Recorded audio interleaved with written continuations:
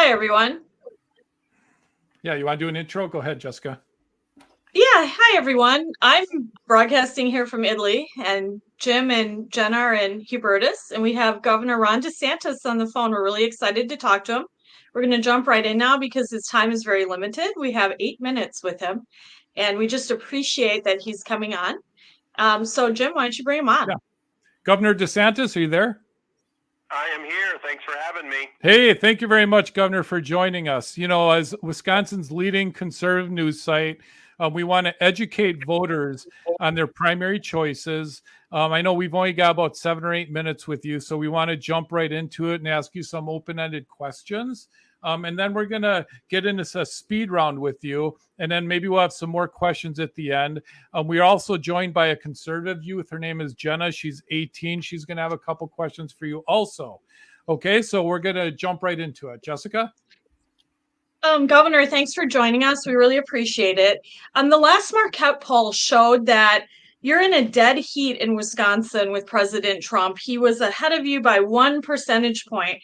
We were hoping that you could make the case to Wisconsin conservative voters right now. Why should they pick you over the former president in the GOP primary? And how do you differ specifically from President Trump on policy? Great. Well, first of all, I will beat Joe Biden. And secondly, I will actually deliver on all the things that we've been talking about for so many years. And I did it in Florida, where I took a state that had been evenly divided, similar to how Wisconsin is now.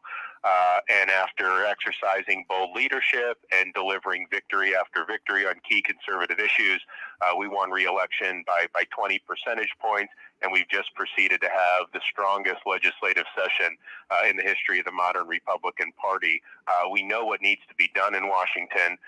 Economy will be number one. Border will be number one, and then dealing with this administrative state. Those will all be day one issues. I have a great record on the economy in Florida. We are going to shut the border down and actually build a border wall. And we're going to lean in on the drug cartels. If they're breaking in to our country, we're using force against these people because they're killing our citizens. And then the administrative state, we're going to reconstitutionalize the government and end weaponization of government. Also, as a veteran and an Iraq veteran, I look at the state of our military, the politicization, the woke ideology.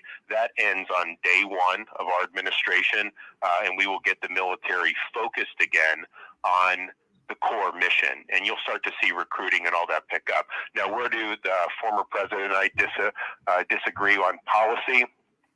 One, I think, would be government spending. When he was president, he signed every bloated spending bill that the swamp put on his desk. They added over $7.8 trillion to the national debt. And I think that's a record for 4 years in terms of additional debt. We're now, of course, well over $30 trillion in debt. In Florida, we have the second lowest debt per capita in the country.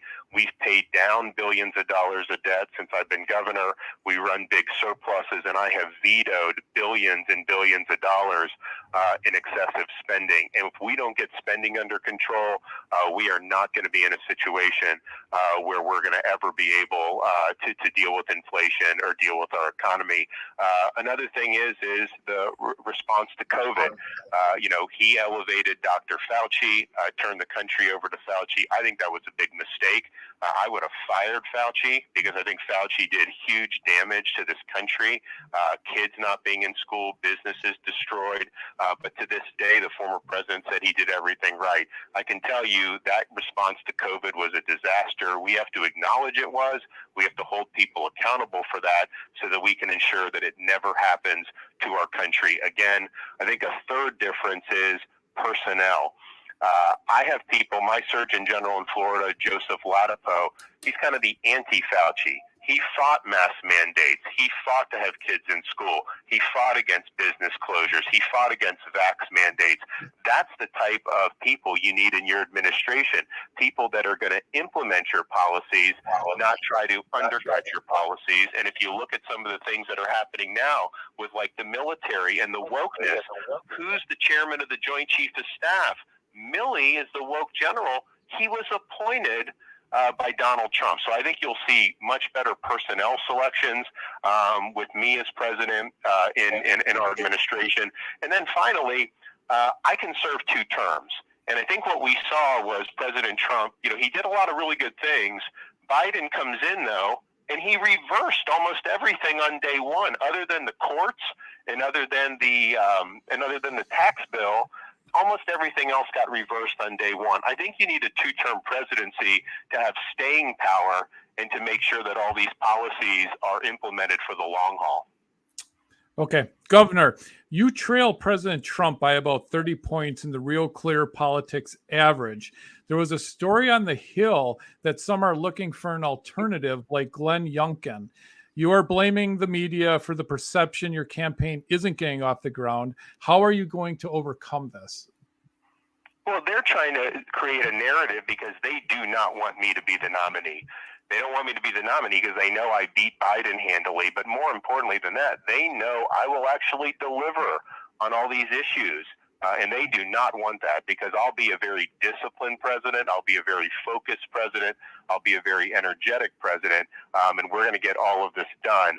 I'd also say they've been counting me out for years in everything that I've done. When I stood up to Fauci and COVID and kept Florida free, they said that my political career was over. When we would stand up against the vax mandates, they said this is going to be bad. When we sent illegal aliens to Martha's Vineyard, they said that Hispanic voters would desert us. I won 62% of Hispanics in Florida last election. That was a record.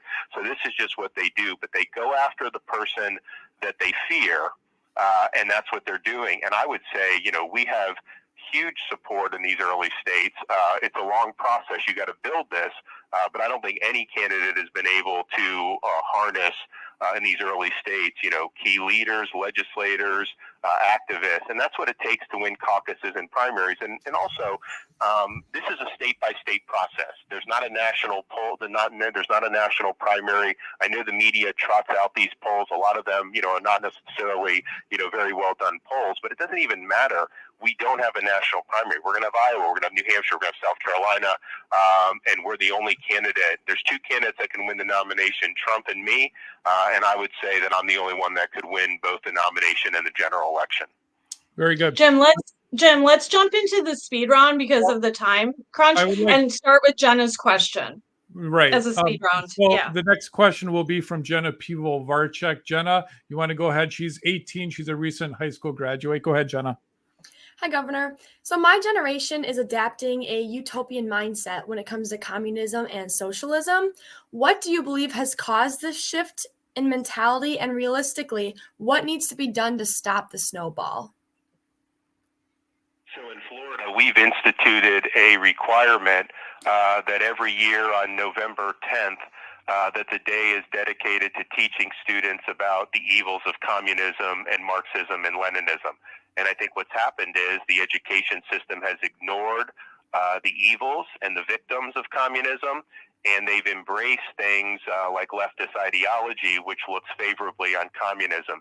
We've also reoriented our higher education system to a classical mission of higher education. A lot of these higher education institutions have been indoctrination centers. That is not the appropriate use of colleges and universities. And so we've done things like all tenured professors now must undergo review every 5 years and can be let go for poor performance. We've authorized more funding to recruit more balanced professors to our universities. And so we've identified the problem.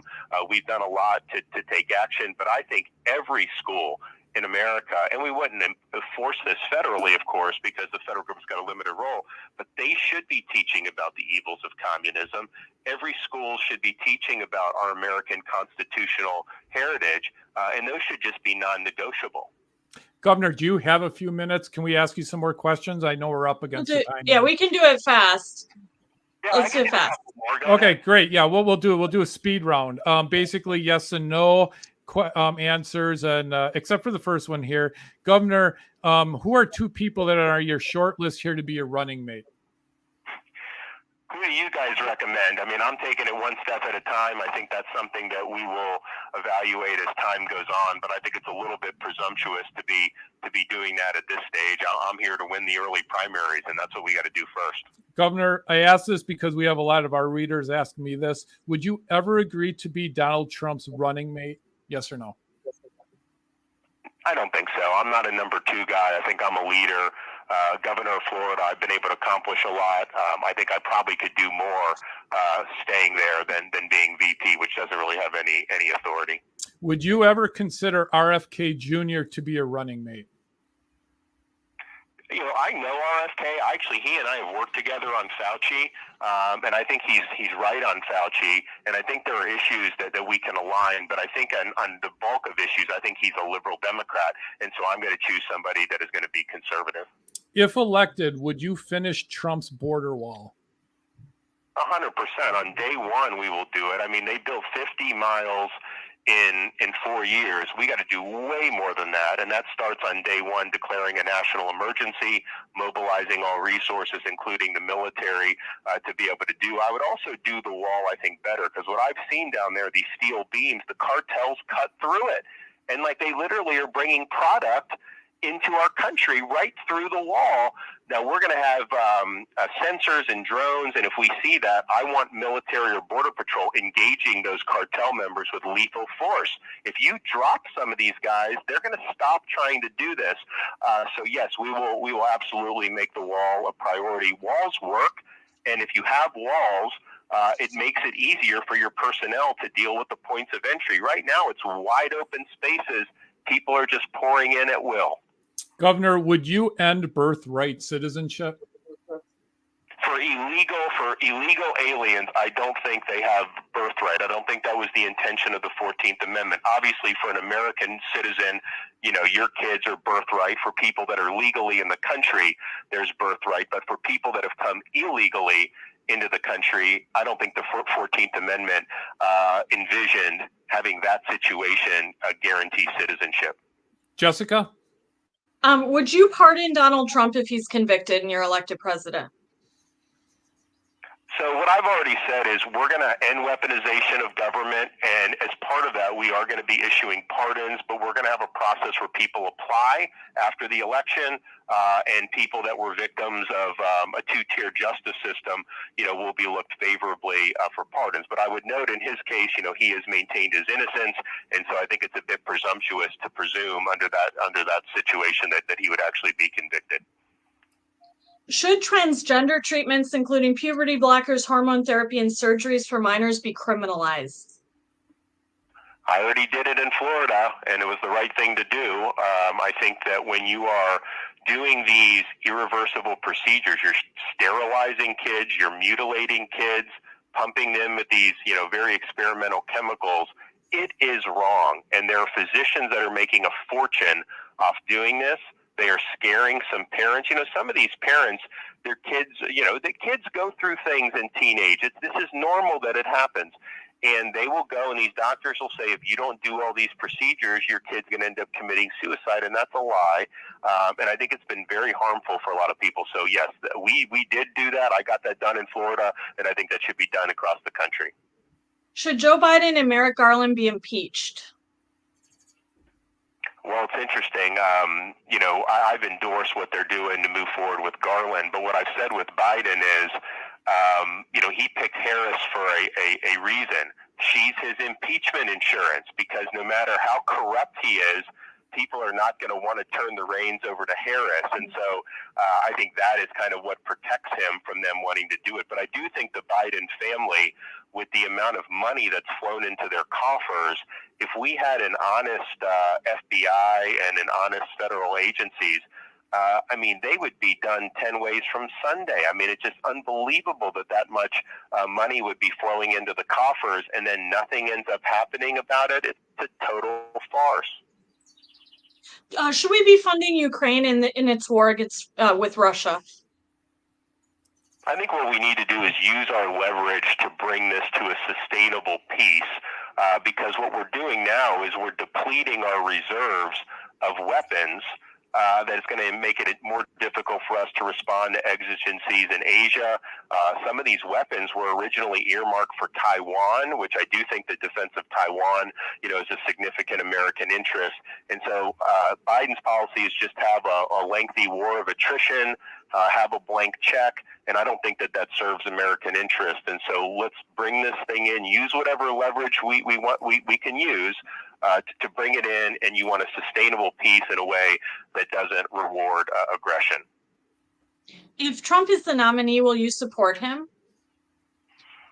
I am going to support the Republican nominee. At the end of the day, you go through these processes and voters make a decision, and you live with it, and you don't take your ball and go home. And my mission is going to beat Biden. I'm confident I will do that. I am not as confident that others will do that. But at the end of the day, it's got to be all hands on deck to beat Biden in the election. So.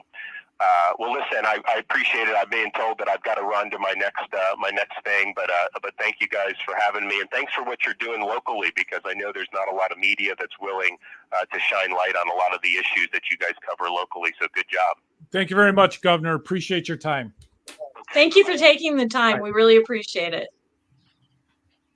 Okay, great. Jessica, thoughts? That was fun. That was fun. I give him points for being willing to come on, and he didn't know the questions in advance, and he was willing to engage in a speed round, and he went longer than they said we could have, and he's a really busy person, and obviously I'd like an hour with him. We have a list of other questions, but I appreciate his candor and that he was willing to come on. Yeah, I thought he did well. And he doubled the time. We were told 7 minutes, and I think we got almost exactly double that. So I appreciated that. And I learned more about him. Jenna, what were your thoughts? I agree. I'm super thankful that he took the time to come on. I mean, he doesn't know Wisconsin right now, so he really kind of ran that risk with jumping on our platform. But Dad's right. We have pages of questions here. So honestly, we're really lucky that we got through more time than we originally had planned with him. And I know everyone's listing questions here we should have asked, or they wanted to hear. Trust me, almost all of these are things that we had on our list too. We had 7 minutes with the governor, so we wanted to try to prioritize. And then you never know how much he'll talk and explain. But I've been told by the campaign that they're definitely going to give us other opportunities in the near future.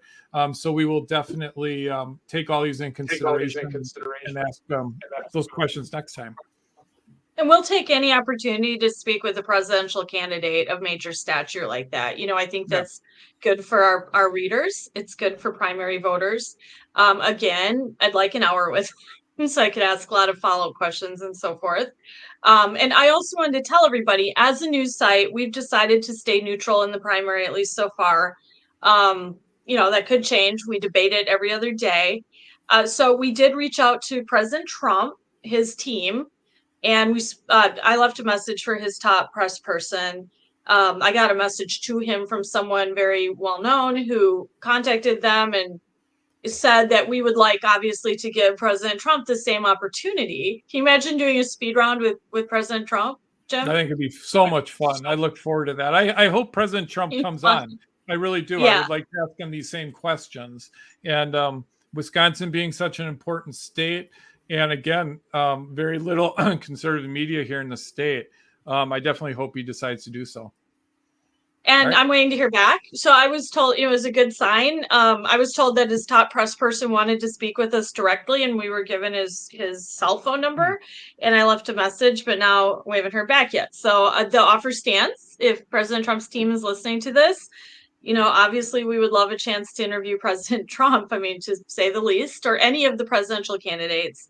The only one I'm not interested in interviewing, I guess, is Christie, because I think he's just in it to trash people.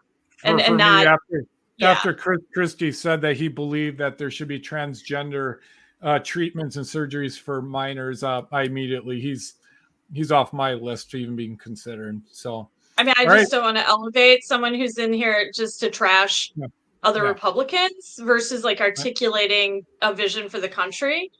Jim, what did you think? I thought it was interesting when Governor DeSantis said asked who do we think he should consider as VP. So maybe we should do a story and give him a list. I was going to say Tim Scott, but it moved too fast and I didn't get a chance to get it out. But I was going to say Tim Scott would be great. I like Nikki Haley, Tim Scott. Yeah, I'd have to think about that. Candace Owens. Jenna, I don't know if you saw Jeff Sheeb asked if he would consider Taylor Swift as his running mate. I don't know if you see that in the comments or not, but can I say something? Taylor Swift 2024. Honestly, I think too liberal, Jenna. We should have her on here. Yeah, wrong platform. She is too liberal. All right. Well, let's get you back. You want to get back to your vacation, Jessica? Yeah. Well, no, I want to know what who Jenna thinks should be Ron DeSantis' running mate if he gets through. I love Nikki Haley, not only, but like her mission. Obviously, I think she's a great thinker and great policy. But I think that the Conservative Party, Republican Party needs more women within it. I think that would not only gain us voters, but gain us a lot more credibility. Especially me being like a young conservative female. Like, it's so nice to have like a conservative female to look up to. I love Nikki Haley all around. I think she'd be a great candidate for that. Or Steve Mayo said in the comment that Christie Nome, that's another woman who comes up a lot. Someone said Vivek. I like him a lot as well. Yeah. Chris Parker said interview Robert Kennedy Jr. I would like to interview Robert Kennedy Jr. I mean, now that Ron DeSantis came on our podcast, why not? Let's go for, the top people. I think we should extend an invite to Robert Kennedy Jr. I agree with Chris Parker. I'd love to interview him. I don't know if Facebook user, I don't know if this is Ed Delgado, but yeah, we should point out that, Jessica, you are broadcasting from Italy live. You wanted to do this interview with us, so you're in Italy right now. The dedication is there. And just so everyone knows, I'm a little deflated here because I've been up 36 hours straight, and it was literally 100 degrees today. So I just feel I'm not like at my best, but I really wanted to do this. And Jim, you did a great job making the technology work, because I'm sitting in a hotel room in Florence, Italy, and good job getting that all to work. And then Ron DeSantis was originally going to be on video, but now he was in transit, so he didn't have access to internet, which is why he called in. You didn't get to see him on video, and so we had that wrinkle. What people may not realize is I was actually holding my cell phone up to my microphone. That's because I don't have a way to connect my phone to the StreamYard. So I was you called my phone, and then that's how we were broadcasting. Yeah. So you guys, I'm curious. I mean, I'm willing to go a few minutes longer. I'm interested in knowing what you all think about that Marquette poll, and it did show this head-to-head dead heat in Wisconsin. Trump ahead of DeSantis by 1%, but DeSantis way ahead if you added DeSantis would be way ahead of Trump if it was a head-to-head matchup between DeSantis and Trump without all the other candidates. But with all the other candidates in, Trump is ahead of DeSantis by 1%. And of course, that's the way you have to look at it, because all the other candidates are currently in it, right? And I'm curious if you guys think that poll's accurate, because, it's really different from the other Real Clear Politics polling, right? Which shows Trump way ahead. And then you have this really tight contest in Wisconsin. Do you think that's accurate? Yeah. I mean, I saw some tweets from Donald Trump's press person where he was criticizing that poll and saying that he didn't think it was accurate, that they undersampled. I think he said they undersampled very conservative voters, or voters who would be more likely to be for Trump. I think there's always been something unusual in Wisconsin, though, when it comes to Donald Trump. I mean, I do remember how he lost the 2016 primary here to Ted Cruz, right?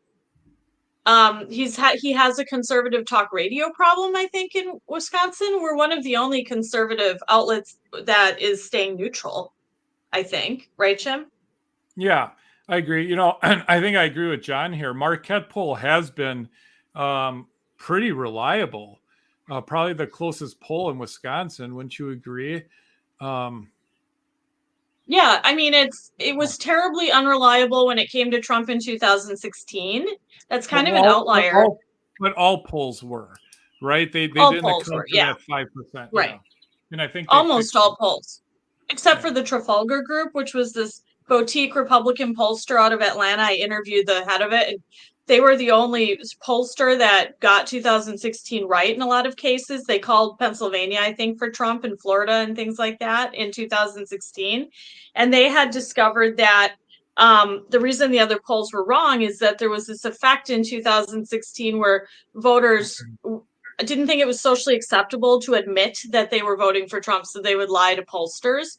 So Trafalgar started asking people who they thought their neighbor would vote for. That was an interesting technique. And then they folded that into, their methodology to sort of tease out that social desirability kind of phenomenon. But the Marquette poll got it really wrong. They said Hillary would win by 6 points. So they've historically undercounted Trump, let's put it that way. And now they're saying he's ahead by 1, right? But I did some research on the poll statistics, and I believe in 80% of the time they're accurate. And they did call the race, I think, for Ron Johnson as well in the fall, and obviously for Evers. So it has been an accurate poll, after 2016. I think Trump's got, a tough road to hoe in Wisconsin. And I think it's helping him that there's so many other candidates in. That's obvious. That's how he won in 2016. If you remember, there was all of these candidates were in and they divided the non-Trump vote. And that's kind of happening again. Yeah. Jenna, any final thoughts? I have no final thoughts. I am decompressing because I was nervous, but you did well. I thought that went really well. All right. Your question was great. I got nervous at that point. It was why I kind of tried to turn your question into a speed round, because I got nervous all of a sudden that we weren't even going to get to the speed round. We were like 8 minutes in on the second question. Yeah. All right. No, we had such limited time. Okay. But yeah, I mean, so yeah, we'll keep at it. We'll keep asking more people on. Yeah. And we appreciate that everyone tuned in, right? Thanks for joining us. And it will be, I will have it up on YouTube so you guys can rewatch it shortly. Thank you. Bye. Thanks. Bye, everyone. Bye.